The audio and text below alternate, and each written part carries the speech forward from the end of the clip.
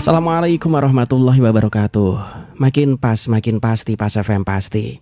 Bismillahirrahmanirrahim. Mitra Pas FM yang dirahmati Allah, pertama-tama segala puja dan pujian adalah milik Allah Subhanahu wa Ta'ala, dan bersyukur karena dalam kesempatan pagi ini kita masih diberikan nikmat hidayah, masih diberikan kesehatan. Kita bisa bersua kembali dalam program spesial kesayangan kita, kajian kitab hadis Targhib wa Tarhib. Tak lupa juga sholawat ma'assalam kepada junjungan kita Nabi Allah Muhammad Sallallahu Alaihi Wasallam yang kita nanti-nantikan syafaatnya di hari kiamat nanti. Baik mitra Pas FM yang dirahmati Allah, senang rasanya pagi ini saya Arifan ini bisa kembali hadir untuk Anda dalam program kesayangan kita yang insya Allah hadir setiap hari Ahad mitra Pas dari pukul 5 hingga pukul 7 nanti. Inilah kajian kitab hadis Targhib wa Tarhib.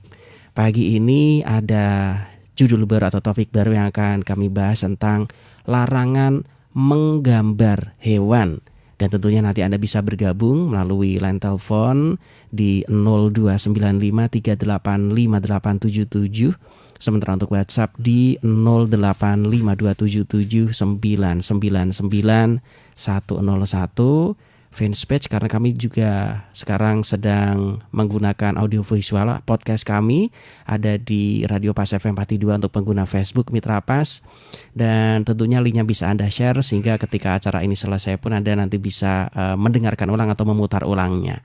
Dan pagi ini sudah hadir di studio 1 Radio Pas FM 4 narasumber kita untuk memberikan pencerahan.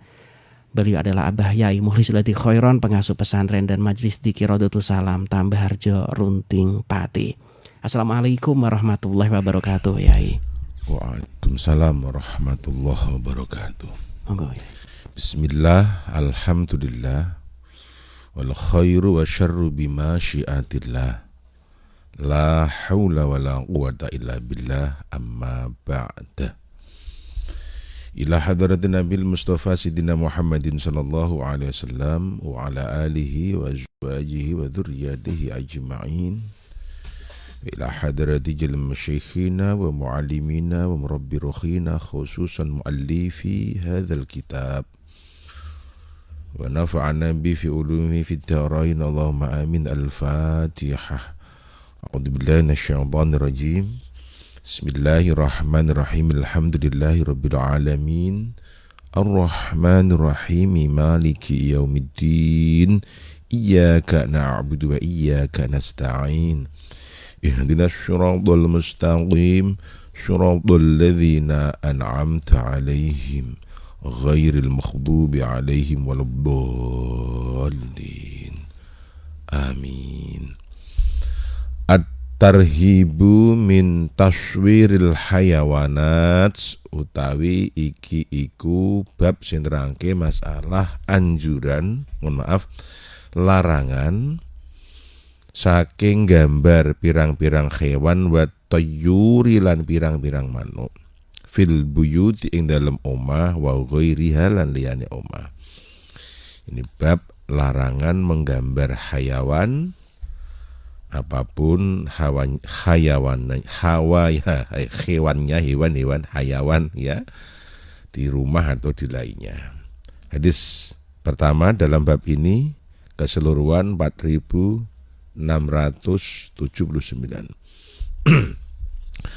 An Umar radhiyallahu anhu, kacerita sing sahabat Umar radhiyallahu anhu, anna Rasulullah sallallahu alaihi wasallam, saat temene Kanjeng Rasul Muhammad sallallahu alaihi wasallam kala ngendikan Kanjeng Rasul, ngendikanipun innal ladzina yasnauna hadis suwar, innal ladzina satene wong akeh yasnauna kang padha gawe sapa alladzina hadis suwar ing ikilah gambar-gambar, ya yu'adzibuna mongko bakal den siksa sapa alladzina yasnauna hadis suwar yaumal qiyamati ing dalam dina kiamat. Yuqalu den ucapake lahum kedue alladzina ahyu padha nguripna sira kabeh ma ing barang khalaqtum kang nyipta sira. Rawahu wis ngriwayatake hadis Sahih Bukhari wa Muslim lan Imam Muslim. Nah, hadis pertama ini jelas sekali diterangkan dari Umar radhiyallahu anhu, sesungguhnya Nabi Muhammad sallallahu alaihi wasallam bersabda, sabdanya sesungguhnya orang-orang yang membikin gambar-gambar itu akan disiksa di hari kiamat dan akan dikatain hidupkan apa yang kau ciptakan. Nah, ini hadis ini sekilas melarang, mengancam para pelukis, para pelukis yang melukis hewan. Ini tentu terlepas dari pro dan kontra, karena hukum adalah hukum. Umat Islam baik dan buruk adalah ujian. Jadi jangan menyalahkan hukum kalau hal itu sesuai dengan profesi kebetulan gitu ya. Cuma kita harus bisa mensikapi hukum dengan baik. Nah, gitu. Atau mengkorelasikan atau memahami mana sisi larangannya, mana yang kiranya masih ada celah diperbolehkan. Walaupun terkadang hukum itu tidak boleh, tidak ada kompromi, tapi terkadang dalam satu kondisi hukum ternyata bisa dikondisikan, karena ada kaidah dalam ilmu usul, al-hukmu bi'ilatihi, hukum itu ya tergantung pada alasannya. Dalam suatu kondisi yang sulit, al-mathaqatu tajlidul taisir, kesulitan itu justru mendatangkan kemudahan. Dan banyak kaidah-kaidah yang lain yang serupa kayak begitu. Oke. Tapi secara letterlek hadis ini, orang-orang yang menggambar, para pelukis-pelukis itu akan diazab di hari kiamat dan akan diperintah untuk menghidupkan apa yang dia ciptakan. Nah, ini kan menandai berarti menggambar makhluk hidup yang dilarang, menggambar makhluk hidup yang utuh, yang menyerupai hewan hidup gitu loh. Hewan hidup itu ya kalau hewan sapi ya kakinya 4, kepalanya nyambung, buntutnya ada gitu kira-kira. Nah, itu. Baik, hadis yang kedua, an Aisyah radhiyallahu anha, lan cerita sing Aisyah radhiyallahu anha qalat ngendikan Aisyah, qadima Rasulullah sallallahu alaihi wasallam, rawuh sinten Kanjeng Rasul Muhammad sallallahu alaihi wasallam min safarin saking tendaan. Waqat satar tulan temen wus nutupi ingsun syahwatin li ing jaitan li kedue ingsun bi qiramin kelawan kurdin. Fihi ku ing dalam kurdin tamathilu utawa ana pepadan-pepadan te gambar-gambar. Falamma ra'ahu mongko sebangsani mirsani hu ing kurdin sinten Rasulullah sallallahu alaihi wasallam, talawanna wajahahu, talawanna mongko berubah apa wajahuhu, wajah pasuryane Kanjeng Rasul berubah kemerahan itu ya. Faqala mongko ngendikan sinten Kanjeng Rasul, ya Aisyah, hai Aisyah, asyaddun nas utawi banget abote menungso adaban apane siksane indallah ya nang ngersane Gusti Allah ya mal kiamat ing dalam dina kiamat iku alladzina wong yudhuna kang gawe pepadan bi khalqillah kelawan makhluk Allah taala. Qalat mongko ngendikan Aisyah, faqadnahu mongko nugel-nugel kita hu ing kiram, wa ja'alna lan dadekno kita min sing kiram wisadah ing bantal, awisadah entai bantal loro. Nah, diterangkan dari Aisyah. Aisyah adalah istri Nabi. Aisyah berkata, Nabi suatu ketika dalam satu perjalanan ini datang rawuh wonten dalemipun Nyai Aisyah. Pada waktu itu Nyai Aisyah pas jahit ndondomi korden, terus ditutupi kordene. Waqat satar tu syahwatin li bikiram. Jadi Aisyah menutup jahitan ya yang dibuat atau semacam ya jahitan atau semacam apa ya melukis dengan benang apa dulu ristik atau apa itu, yang bikin ya karya tangan dengan jahitan lah gitu ya, di sebuah korden kiram pakai qaf, kalau kiram pakai kaf itu mulia, kalau qiram itu korden satir satarah. Yang di korden itu ada tamathil ay tasawur alaihi surun manfusyah, membentuk makhluk hidup. Yang di korden itu ada gambar atau bentuk makhluk hidup. Falamma ra'ahu Rasulullah talawanna wajhuhu, maka ketika Nabi mirsani hal tersebut, gambar makhluk hidup yang ada di kordennya Aisyah, yang digawe didamel Mbak Aisyah sendiri, Nyai Aisyah, itu kemudian wajah Rasul berubah berubah kemerahan, ahmara wajahu ghadban, berubah marah menandakan tidak cocok, tidak setuju. Kemudian Rasulullah bersabda, ya Aisyah asyadun nas, berat manusia yang paling berat siksanya di hari kiamat adalah alladzina yubahuna fi khalqillah, orang-orang yang membuat hal yang sama dengan makhluk-makhluk Allah, membuat patung, melukis, atau bikin replika gitu ya, makhluk hidup.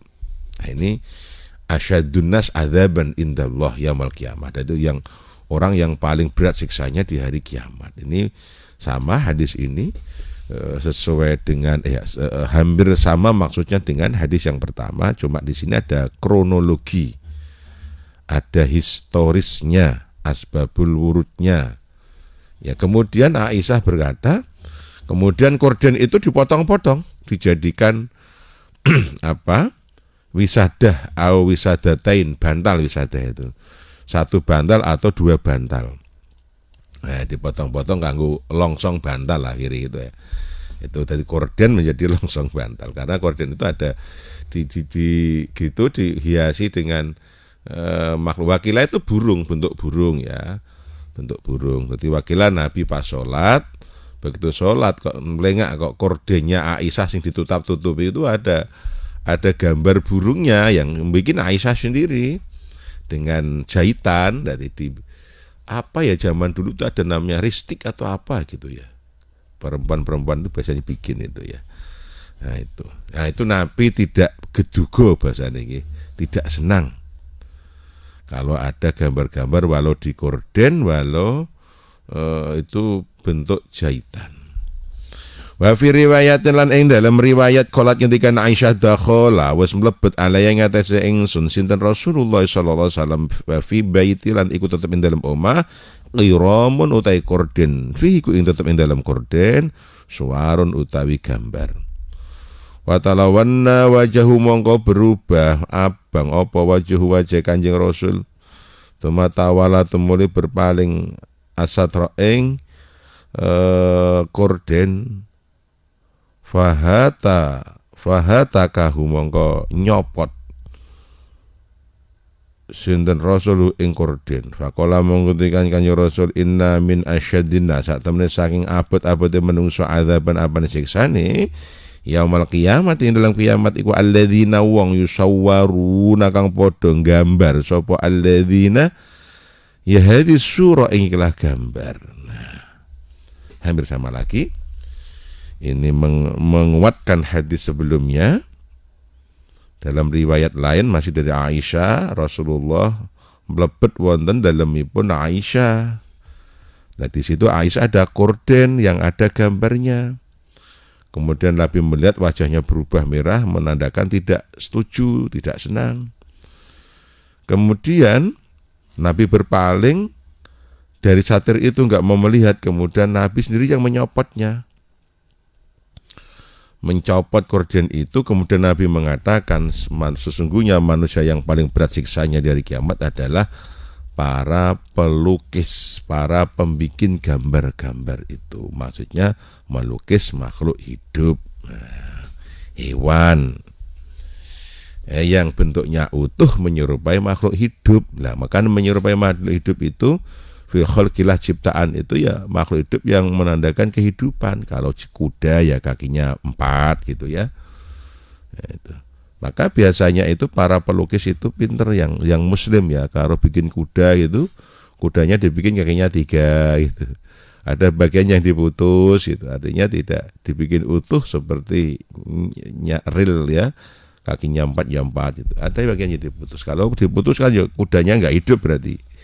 Itu istilahnya dikelah begitu. Kalau orang ya hanya separuh gitu, tidak utuh manusia, tapi separuh orang. Kalau manusia separuh kan ya mate tuh gitu. Kalau burung ya nanti ada bagian yang dipisahkan menandakan tidak hidup. Nah, itu biasanya begitu coro ngakaline gitu, menyikapinya. Baik, hadis selanjutnya wa fi ukhra lan iku ing dalam riwayat liya annaha satene Aisyah ishtarat iku tuku sapa Aisyah namruqah niku namruqah itu wisada, bantal yang untuk duduk. Kalau wisada itu bantal yang untuk tidur, ganjil sirah itu bantal. Karena namruqah bantal tapi untuk ganjel bokong gitu ya, untuk lungguan. Itu bahasanya beda. Seperti selimut, kalau lurik itu burdah, kalau polos itu batu koh namanya. Dalam riwayat lain Aisyah itu membeli bantal duduk. Wa fiha iku tetep ing dalam bantal duduk itu tasawiru utawi pirang-pirang gambar. Falamma ra'aha mongko semangsane mirsani ha ing bantal sinten Rasulullah sallallahu alaihi wasallam qoma jumneng sinten Kanjeng Rasul alal babi ing atase pintu falam yadkhulan noten mlebet sinten Kanjeng Rasul faraftu mongko faham ingsun fi waji ing dalem wajah Kanjeng Rasul al karahiyah ing sengit utawa mboten seneng. Kelat ngendikan Aisyah fakultu mengatakan ingsun ya Rasulullah atubu ilallah wa ila rasulih. Ya Rasulullah wa Kanjeng Rasul atubu tobat kula ilallah marang Gusti Allah wa ila rasulan malik Rasul Allah. Madza adnabtu ai ma huwa dzanbi, napa dosa kula. Faqala mongko dawuh Kanjeng Rasul Muhammad sallallahu alaihi wasallam ma balu hadhihi namruqah, ma balu kanggo sapa hadhin namruqah utawi itu bisa dibaca namruqah bisa nimroqah, berarti bisa dibaca namruqah bisa nimruqah, sama boleh ya. Ini kebolehan itu ada dalam kamus Al-Munawwar ya. Dalam kamus Al-Munawwar itu bisa nimrah, bisa namruqah, bisa nimruqah. Mabalu hadzin namruqah kanggo sapa iki bantal? Fakultu mongko jeb ingsun ishtarat tuha tumbas kula ha ing bantal laka gedhe panjenengan Kanjeng Rasul. Litaku unda supados lenggah panjenengan, supados kanggo lenggah panjenengan alai ngatasé namruqah. Wa tawassadahalan go bantalan panjenengan ha ing namruqah. Faqala mongko dawuh sinten Rasulullah sallallahu alaihi wasallam inal baita satene omah alladzi kang fi kutub ing dalem omah aswaru tai pira-pira gambar la tadkhuluhu mongko ra ngleboni ing omah sopal malaikatu malaikat. Rawahul Bukhari wa Muslim.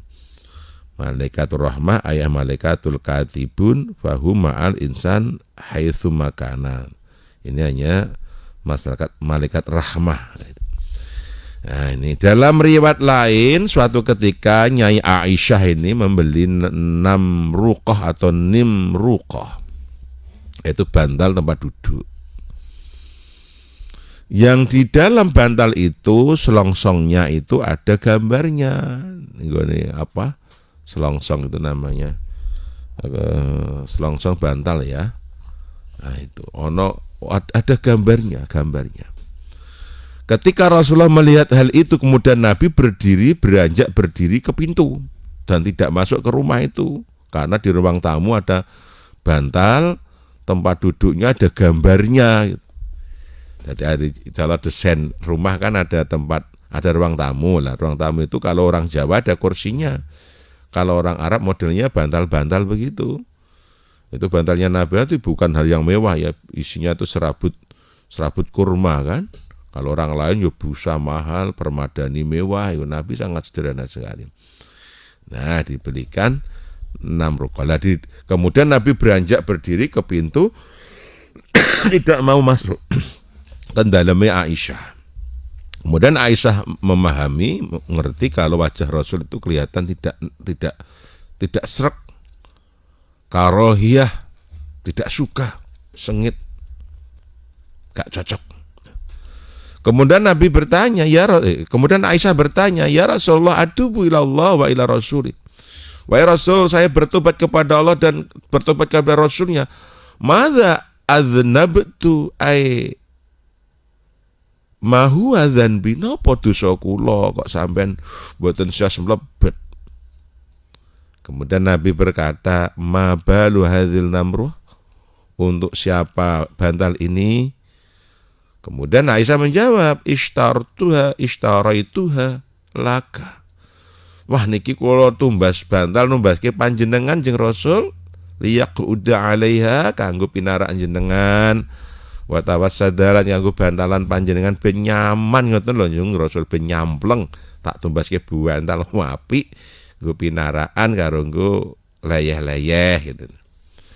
Kemudian Nabi merespon menjawab, innal baital ladzi fi suwar, sesungguhnya rumah yang di dalamnya ada gambar-gambar makhluk hidup, la yadkhuluhul malaikah, maka tidak akan masuk ke rumah itu para malaikat. Siapa? Malaikat rahmat. Malaikat rahmat tidak akan masuk ke dalam rumah yang di dalamnya ada gambar-gambar makhluk hidup. Nah, hadis ini sahih riwayat Bukhari Muslim. Nah, maka di sini ada satu hal penting bagi umat Islam, harus berhati-hati dalam memilih menghasilkan suatu amal atau karya agar karya itu tidak bertentangan dengan syariat. Itu kalau ini gambar makhluk hidup di dalam rumah yang dilarang ya. Sekarang bagaimana kalau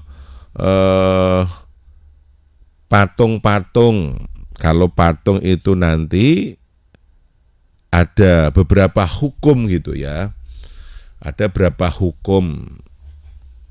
Karena patung dan gambar itu hukumnya hampir sama, tapi untuk patung itu yang dilarang adalah as-sonam litta'abud, patung yang untuk beribadahan.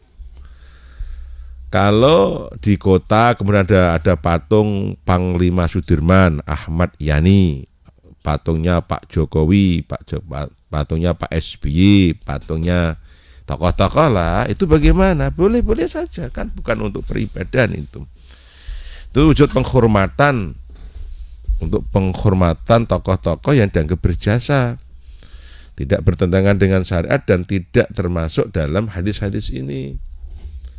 Toh tempatnya di luar, tidak di rumah, dan itu bukan untuk peribadahan. Nah gitu. Maka taruhlah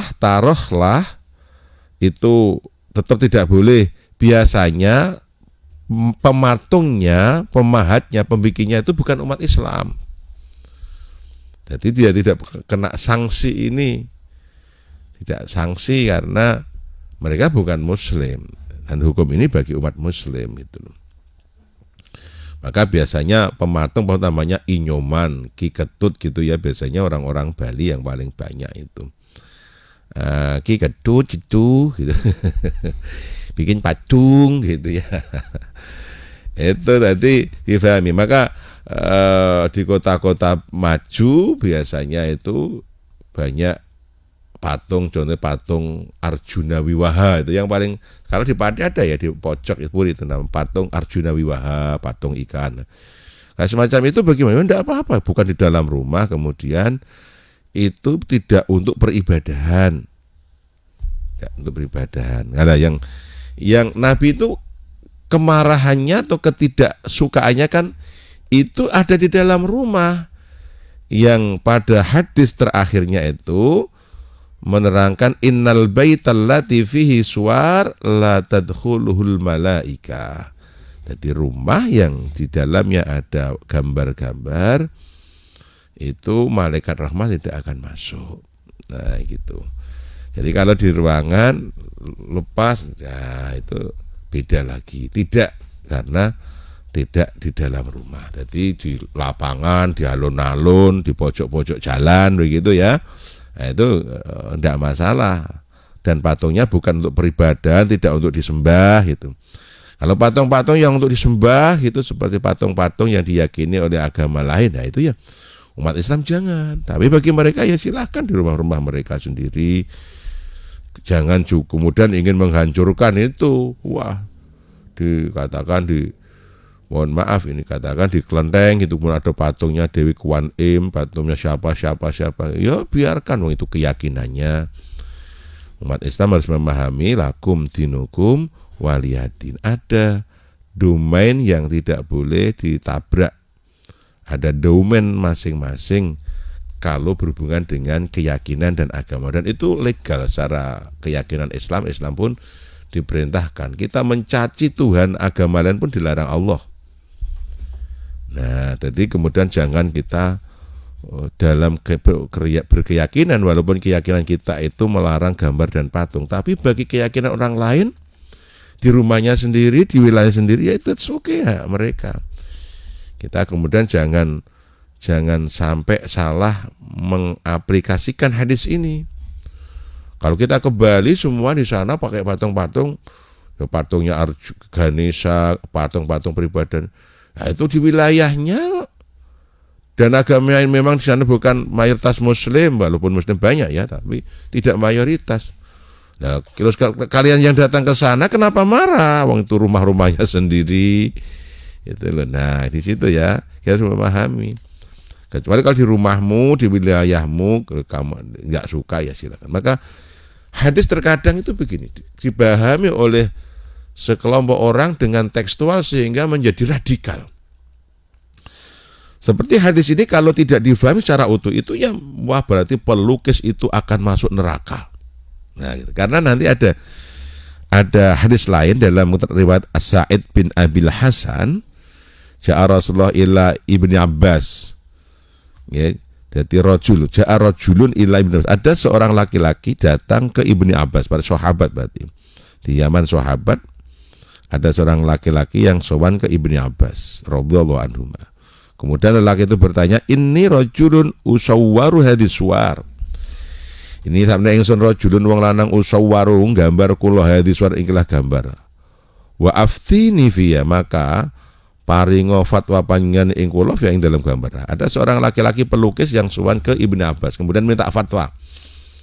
Bagaimana hukumnya saya sebagai seorang pelukis ini ya sahabat Ibnu Abbas. Kemudian faqala, maka menjawab Ibnu Abbas, "Adznu minni fanada tsumma qala." Dekatkan kepadaku.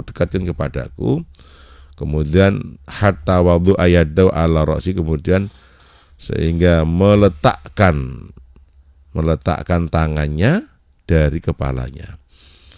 Kemudian unabbi'uka bima sami'tu Rasulullah. Eling-eling kan kutunjukkan apa yang disampaikan Rasulullah kepadaku.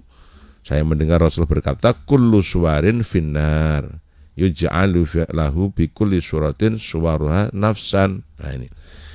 Kullu suwarin saben-saben perkara kang den gambar iku finnar ing kullu suwarin saben-saben wong kang gambar, penggambar iku finnar mlebu neraka. Yuj'alu den dadekake lahu kedue gambaran fi kulli suwaratin ing dalam saben-saben gambaran iku suwaruha utawi gambarane gambar nafsan ing nyawa fa yu'adzibuhu mongko bakal den siksahu ing wong fil jahannam ing neraka jahanam. Nah, ini jadi ada pengelukis yang minta fatwa. Kemudian diberi fatwa bahwasanya Rasul dulu pernah berkata setiap pelukis itu ya masuk neraka. Artinya pelukis makhluk hidup yang membuat bentuk hidup. Yuj'allahu fi kulli suwaratin suwaraha nafsan. Dan akan disiksa di neraka jahanam. Nah. Kemudian ada terusan faqala Ibnu Abbas fa in kunta la budda fa'ilan fasna syajara wa mala nafasalah. Kalau memang kamu tidak bisa berbuat yang lain, maka tetaplah melukis, tapi melukis pohon atau hal-hal yang tidak bernapas, ada jiwa kehidupan, atau membentuk gambaran yang tidak utuh. Nah, ini dalam riwayat Bukhari Muslim. Tadi dijelaskan. Berarti apa ya? Sangat jelas sekali ketika kita fahami dan kita korelasikan semua hadis-hadis ini. Berarti intinya umat muslim yang masih pelukis silahkan melukis. Lukislah makhluk selain makhluk hidup. Bikin gunung, panorama alam, bikin kapal atau lain. Kalau makhluk hidup ya bikinlah tidak seperti hidup. Atau bikinlah katakan ada patahan-patahan yang menandakan tidak hidup. Walaupun namanya gambaran ya ilustrasi yang bisa menggambarkan kehidupan, tapi ketika dicermat ternyata hewanya terpotong-potong gitu ya. Nah itu kan kalau terpotong nggak akan hidup kan. Nah gitu. Ini ya insya Allah begitu. Ya kurang lebihnya dimaafkan, semoga bermanfaat dan menjadi acuan atau panduan bagi rekan-rekan semua yang profesinya melukis. Baik, Mitra Pas untuk Anda, jangan pindah channel, tetap stay tune terus di 101 FM Radio Pas Pati, saluran informasi warga Pati. Dan nanti di sesi kedua kami akan segera kembali. Untuk Anda yang ingin bergabung, Anda bisa masuk beberapa fasilitas atau media bisa Anda manfaatkan, termasuk telepon. Nanti saya buka di 0295385877, WhatsApp di 085277999101, atau komentar di fanspage kami Radio Pas FM Pati 2. Linknya bisa Anda share ke ikhwan Anda Mitra Pas, sehingga semuanya bisa ngaji. Dan acara ini memang didesain bagi Anda meskipun di rumah tetap bisa mengkaji tentang hadis seperti lainnya di pondok pesantren Mitra Pas. Kami Pasi FM, Spasi Pati, saat acara berlangsung. Selamat mengikuti. Oke, dari 101 FM Radio Pas Pati, saluran informasi warga Pati. Terima kasih untuk Anda yang masih tetap bergabung. Dan untuk Anda yang ingin masuk ya, kali ini adalah kajian kitab hadis Targhib Tarhib. Bahasan yang kita sedang kupas adalah kajian tentang larangan menggambar hewan. Anda bisa telepon di 0295385877. Pagi ini ada saya Rifanili dan juga Mbah Yai Muhrizulaiti Khairon, pengasuh pesantren dan Majelis Dzikir Rodotus Salam Tambah Harjo Runting Pati. Yang sudah bergabung, coba saya terima satu persatu Mitra Pas yang sudah masuk di 3858877. Assalamualaikum Pas FM Pati. Waalaikumsalam Mas Ari. Baik, dengan siapa di mana Bapak? Dari Mas Udin di Juwana Mas Ari. Monggo silakan. Begini apa larangan mengenai gambar-gambar apa? Lalu bagaimana kalau misalnya di rumah kita ada foto keluarga yang gambarnya utuh apa? Apakah itu juga dilarang gitu apa? Mohon penjelasannya mengenai foto apa mengenai hari ini. Terima kasih. Assalamualaikum warahmatullahi wabarakatuh. Waalaikumsalam warahmatullahi wabarakatuh. Ini foto yang ditanyakan. Saya dulu mengikuti pernah ngaji Sahih Bukhari, Sahih Muslim. Pak Yai saya itu membedakan antara foto digital dan foto dan gambar. Itu pengertian gambar adalah karya nyata orang melalui tangannya begitu. Jadi dinarasikan begitu. Kemudian kalau foto itu adalah bentuk digital yang membuat adalah mesin gitu. Itu beda. Dan ini orang bukan hewan gitu. Orang bukan hewan. Yang dilarang itu hayawan. Hayawan itu bermakna hayawan ya hewan itu, hewan bukan manusia. Jadi jelas beda, dari narasinya sudah beda karena bentuk larangan taswirul hayawanat wat tuyur. Beda dengan orang. Kemudian gambar itu ya dengan tangannya dicoret-coret itu. Kemudian foto adalah hasil digital yang membuat mesin bukan manusia. Itu beda ya. Jadi dari itu sudah bisa menyimpulkan berarti kalau foto tidak apa-apa, boleh gitu karena bukan gambar hewan. Bukan hewan gitu. Itu dan itu bukan karya tangan, tapi itu karya mesin gitu. Jadi tidak masalah. Apalagi foto keluarga itu rumah-rumah sendiri. Jadi tidak yang dimaksud dalam beberapa keterangan di hadis ini gitu. Ya, gitu. Jadi ya memang dulu tidak ada apa itu, tidak ada alat foto dan sebagainya. Ya, makanya bentuknya taswir itu kan menyerupai, membuat yang serupa. Nah, membuat serupa, orang yang membuat yang serupa hayawan. Jadi saya kira sangat jelas sekali hadisnya. Oh, yang dilarang adalah hayawan, gitu loh, menggambar hayawan.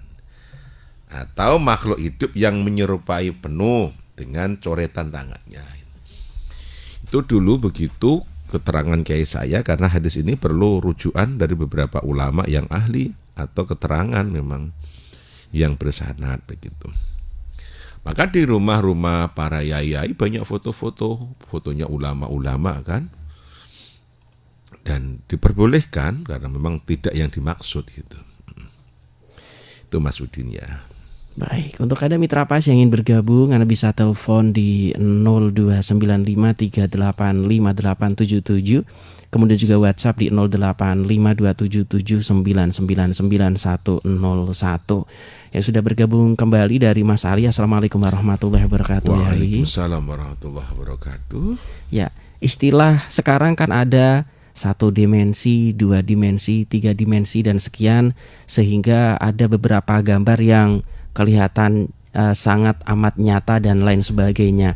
Nah, itu cara triknya supaya tidak bertentangan dengan kaidah-kaidah hadis tadi. Apakah diambil cuma 1 frame atau hanya 1 kepala setengah saja, atau bagaimana? Apakah itu masih diperbolehkan dari masalah?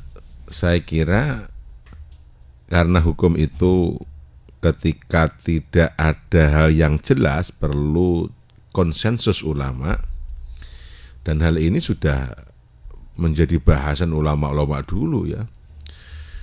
Di beberapa mufassiril muhaditsin, penafsir hadis itu ada yang ekstrim, memang apapun bentuknya tidak boleh. Tapi itu tadi, kalau taswirnya itu langsung orang gitu loh, musawirnya itu orang gitu, penggambarnya itu orang.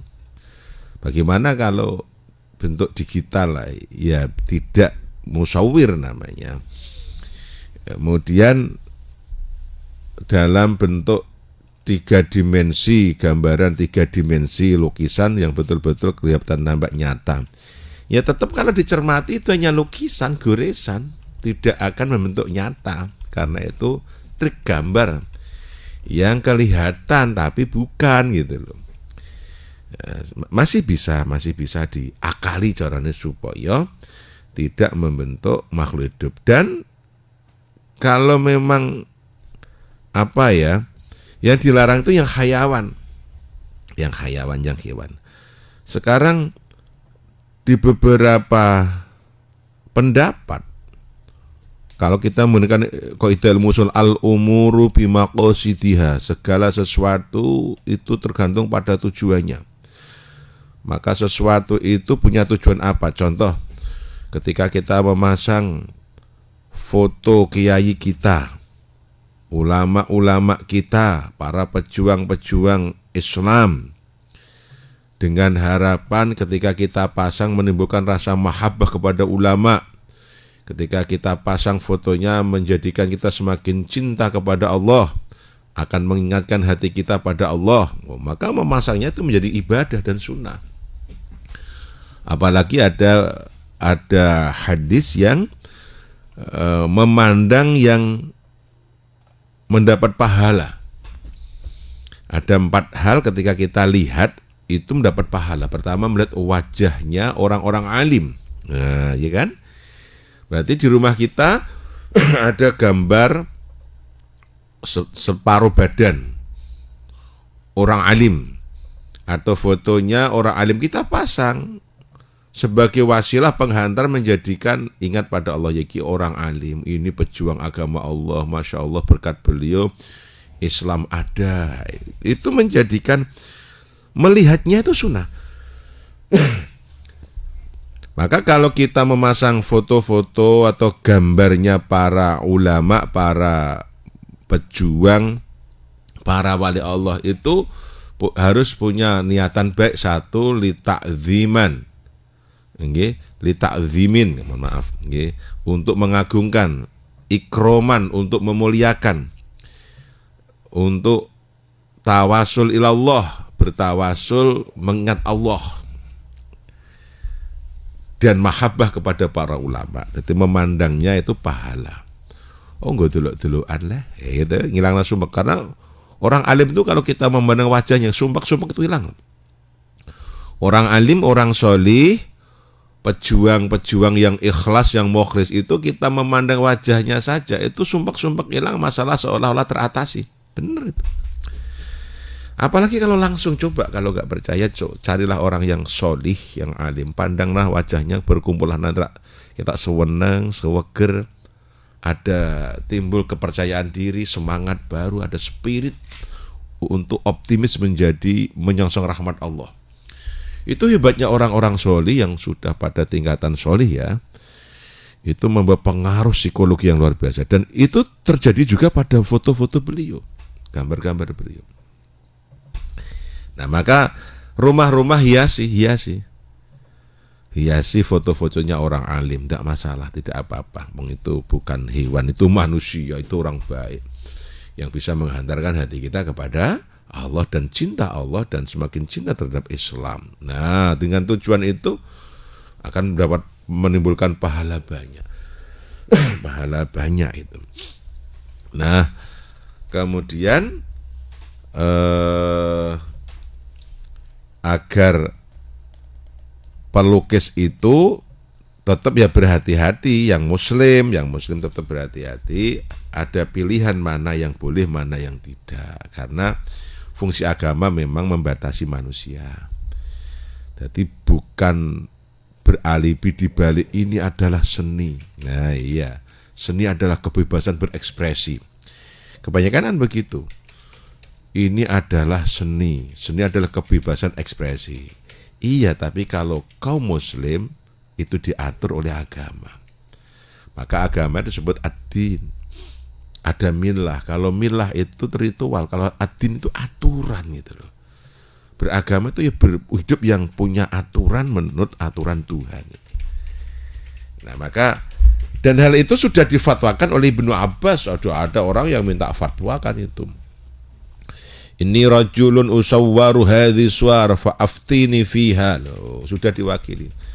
Ibnu Abbas juga fa'in kunta labudda fa'ilan fasna syajar wa manafasalahu.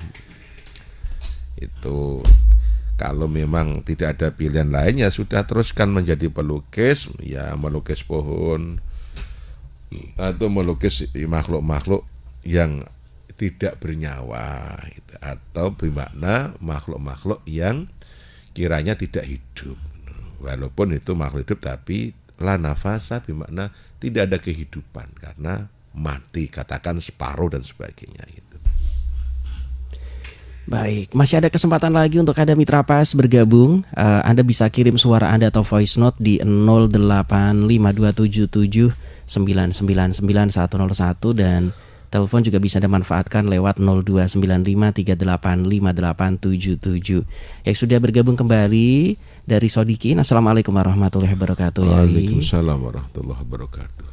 Ada beberapa gambar dari karya teman-teman yang tampak tidak proporsional, absurd, dan sepertinya ini tidak mungkin kalau makhluk hidup, meskipun juga kita ketika sekali melihat bahwa itu adalah sebuah gambar hewan, katakanlah seperti itu, seperti kepala lebih besar daripada badannya atau kaki besar sebelah dan lain-lain. Ya itu hukumnya bagaimana ya kalau karya seperti ini, mencerahnya ya?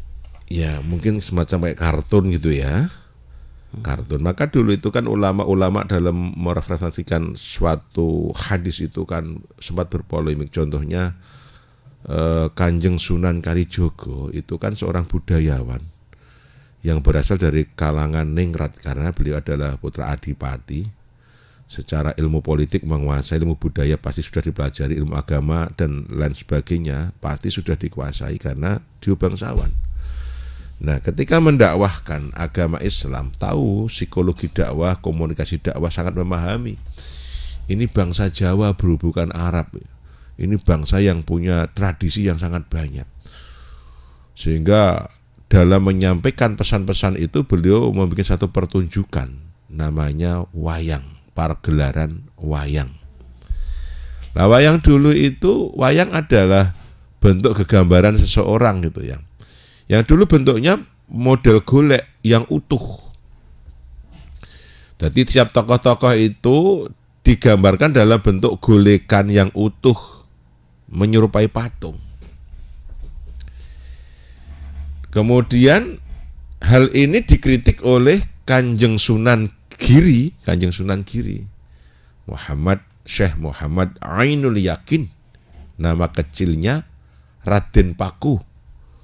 Kemudian punya nama Raden Samudro.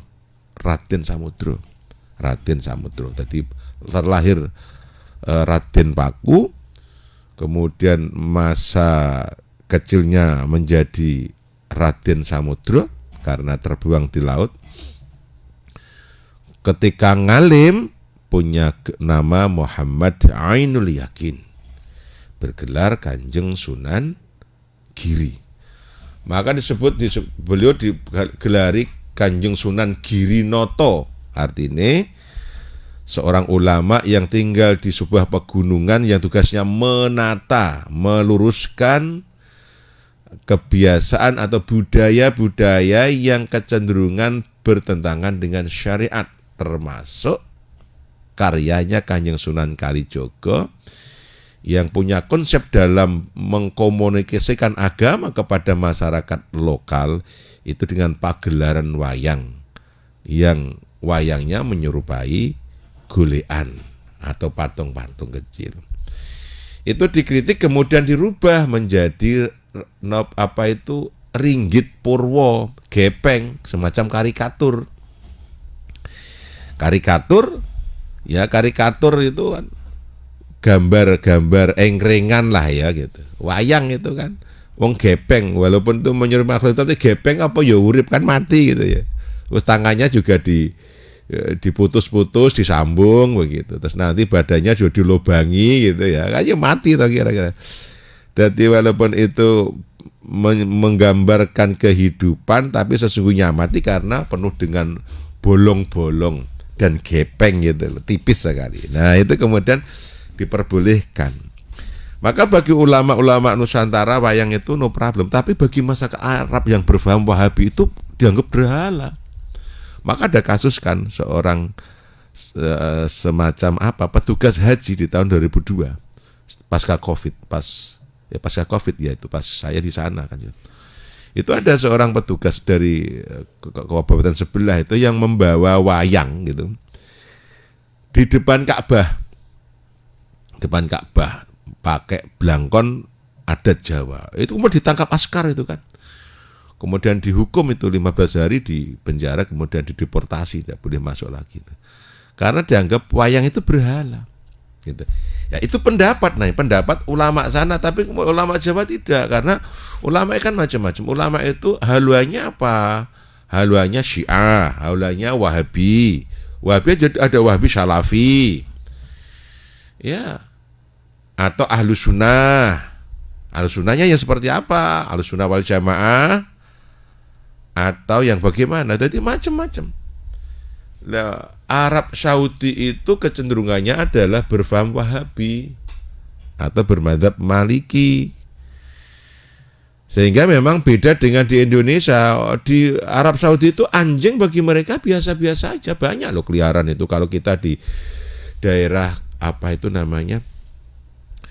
Terminal Chef Amir ya, Terminal Chef Amir. Itu banyak anjing loh di situ. Banyak anjing, itu kan dekat, hanya 700 kilo dari Baitullah kan. Anjing-anjing biasa di sana. Tapi bagi ketika di Indonesia yang bermadzhab Syafi'i, ya problem itu masalah. Nah, itu harus difahami. Bukan berarti merujuk kepada sana, tapi kan kehidupan manusia itu beragama sesuai faham atau madzhab yang mereka ikuti. Maka ada satu kata pepatah seorang murid itu tersesat dan tidaknya adalah tergantung ngajinya. Salah dan benarnya murid itu ya tergantung ngajinya, karena bentuk agama murid adalah agama gurunya. Maka di sini kemudian mencarilah guru yang bermadhab yang lurus, yang benar, yang umum. Beragama tujuannya adalah agar tenang, membawa rahmat dan solusi, bukan permusuhan. Dakwah itu ramah, tidak marah, merangkul, tidak memukul. Maka konsep-konsep yang disebarkan Ahlussunnah kan tawasud, tawazun, iktidal, tasamuh, itu kan sudah Masya Allah. Toleransi itu ya toleransi antar agama. Kalau beda agama ya harus toleransi, artinya menghargai. Dia itu kan keyakinan dia, ya boleh untuk dia kan, tidak untuk kita, tapi ya biarkan. Apalagi dalam rangka ber-Indonesia, itu dia lagi. Kemudian tawazun, seimbang, adil dalam menghukumi, karena kita kan punya diperintahkan Rasulullah berakhlak itu adil indal ghadab wa idar ridho. Kita kalau pas marah pun harus adil, pas cocok pun juga harus adil. Kan banyak orang ketika marah tidak berbuat adil, ngelek-ngelek sampai entek-entekan. Itu namanya tidak adil, itu bukan mukmin. Kalau memang baik, katakan baik gitu. Taruhlah ini terlepas dari pernyataan kasus Timur Tengah yang terjadi perang Iran dan Israel. Itu juga banyak yang komentar tidak adil. Iran yang berfaham Syiah, yang punya kemampuan menghancurkan Israel dan membuat Amerika takut, itu pun tidak apresiasi dengan baik. Ya itu konjong perang Yahudi dan Syiah, bukan Muslim loh. Ini namanya komentar yang tidak adil. Loh, sudah jelas ada manusia yang Muslim, yang syahadatnya juga asyhadu an la ilaha illallah wa asyhadu anna Muhammad Rasulullah, yang menghancurkan, berani melawan Israel, ya disebut dengan kaum negara Zionis penjajah, yang meluluh lantakan kota Tel Aviv dan sebagainya, tetap dapat apresiasi baik, komentar baik. Karena apa? Karena dia nggak cocok dengan kelompok ini, paham ini. Sehingga walaupun sehebat itu ya disepelekan, komentar tetap miring dan sebagainya. Lalu siapa? Lo sudah berbuat apa terhadap negara dan bangsa atau dunia? Orang sudah ada sehebat itu kok masih komentari miring. Itu bukan Islam. Nggak, Islam pun kalau berhasil menumpas Zionis itu hebat. Karena wala udzuwana illa ala dzalimin, yang boleh dimusuhi adalah kezaliman. Walaupun umat Islam tapi berbuat zalim harus diperangi itu. Walaupun sholat, walaupun bersyahadat benar, tapi kalau zalim ya kita perangi. Walaupun Islam, karena permusuhan itu boleh kalau ada kezaliman. Apalagi jelas Islam. Mohon maaf, bukan berarti kami membela, tapi ini kita menilai, meluruskan. Syiah itu macam-macam. Syiah itu ada Syiah imamah. Syiah imamah Iran itu berpaham mazhab Syiah imamah. Artinya kelompok umat Islam yang bermazhab Imam Ja'fari. Kalau Nahdlatul Ulama kan bermazhab salah satu mazhab 4. Salah satu itu berarti boleh Hanafi, boleh Maliki, boleh Hambali, boleh Syafi'i, boleh. Jadi katakan orang NU gitu ya, bermazhab Maliki, ya boleh, masih diperbolehkan dalam koridor bermazhab. Nah, orang Syiah itu bermazhab Ja'fari siapa? Bermazhab Ahlul Bait, Imam Ja'far atau Imamiyah. Nah, itu. Jadi itu bukan Syiah yang terhadap tauhidnya masih tauhid Maturidiyah Al-Asy'ariyah, sama dengan orang NU. Sama. Jadi masih menggunakan mutakot seket, Allah wujud kita mbakok, sama loh. Kalau fikih di perbedaan fikih itulah menjadilah beda. Contoh orang Syiah itu sholatnya hanya 3 waktu, tapi tetap 5 kali, tapi 3 waktu. Jadi duhurnya sekalian asyar, jadi duhur diakhirkan, asar diawalkan, masih di waktunya. Maghribnya dan isya, maghrib diakhirkan, isya diawalkan, kemudian subuh. Pakai kunut loh. Nah gitu. Jadi jangan terprovokasi oleh propaganda, namanya propaganda Israel dan andek-andeknya yang memang menyerang yang berpotensi menjadi musuh-musuh mereka. Dan Iranlah yang berani. Itu Masya Allah itu. Ya gitu, kira-kira benar. Kita adil dalam atau objektif bahasa keren ini dalam menilai ketika cocok atau tidak cocok. Itu baru bagus. Itu mental yang hebat gitu. Bukan kalau cocok ya dunggulno sak dhuwur langit, kalau nggak cocok diedak sak ngisoring bumi, ya itu namanya ndak adil. Itu bukan perilaku orang beriman. I'dilu wa aqrabu littaqwa. Berbuat adillah, karena adil itu ya mendekati ketakwaan gitu. Oke Mas, begitu juga dalam apa mengomentari suatu hukum, satu kejadian itu ya. Nah, jadi tidak semua yang berbentuk lukisan atau karikatur atau gambar-gambar kemudian serta-merta dilarang. Kita pahami, kita cermati apa yang dimaksud dari hadis-hadis ini. Itu. Dan komentar tentunya ulama-ulama, karena kita di Indonesia, di Pati, yang mayoritas paham kita karena al-adatul muhakkamah. Kalau wayang itu di Indonesia dari sejak Kanjeng Sunan atau pembawa Islam pertama sudah tidak ada masalah karena sudah disyariatkan. Walaupun bagi mereka dianggap itu masih patung, ya bagi mereka berarti jangan membawa wayang ke Arab gitu aja. Tapi kalau di Indonesia ya silakan, seperti halnya orang sana anjing keliaran, kalau di Indonesia ya jangan, nanti bermasalah dengan lingkungan gitu. Baik. Kita sudah di penghujung acara ya, sebelum kita closing mohon doanya. Ya, semoga Allah senantiasa menambahkan hidayah pada kita semua sehingga apa yang kita kaji, yang kita dalami, yang kita fahami menjadi ilmu yang bermanfaat, yaitu suatu ilmu yang menjadikan kita semakin taat kepada Allah Subhanahu wa taala dan membawa kepada sa'idun fid dunya wal akhirah. Allahumma amin. Akhirnya kurang lebihnya mohon dimaafkan. Al-afu minkum billahi taufiq wal hidayah. Assalamualaikum warahmatullahi wabarakatuh. Waalaikumsalam warahmatullahi wabarakatuh. Baik mitra pas, kajian kitab hadis Targhib wa Tarhib insyaallah selalu bisa Anda simak setiap hari Ahad dari pukul 5 hingga pukul 7 mitra pas. Terima kasih untuk Anda yang sudah bergabung pagi ini. Mohon maaf apabila ada hal yang kurang berkenan karena kesempurnaan mutlak hanyalah milik Allah Subhanahu wa taala. Kekurangan datanya dari kami sebagai makhluk yang memang diciptakan serba kurang. Saya Arif Vanili beserta kerabat kerja Radio Pas FM Pati mohon pamit undur diri. Terima kasih informasi Pas FM Pasti. Wassalamualaikum warahmatullahi wabarakatuh.